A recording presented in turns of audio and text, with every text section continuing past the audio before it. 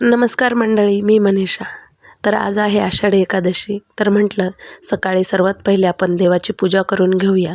मी देवघर स्वच्छ करून घेतलं. देवासाठी झाडावरनं फुलं तोडून आणली. फुलं ही माझ्या अंगणातलीच होती. तर त्यानंतर मी काय केलं, देवांना स्वच्छ घासून घेतलं, देवांना स्थापित केलं. त्यानंतर त्यांना हळदी कुंकू वाहिलं आणि मी जी झाडावरनं तोडून आणलेली फुलं होती ती देवांना अर्पण केली. तर आज आषाढी एकादशी असल्यामुळे विठ्ठल रुक्माईला तुळशीची पानं किंवा तुळशीच्या मंजुळा आपण जे काही म्हणू शकतो ते त्यांना अर्पण केलं.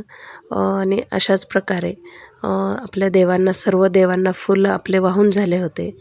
त्यानंतर देवाची आरती करून घेतली. देवासाठी दिवा लावला, धूप लावली. त्यानंतर आपल्या देवांची आरती करून घेतली.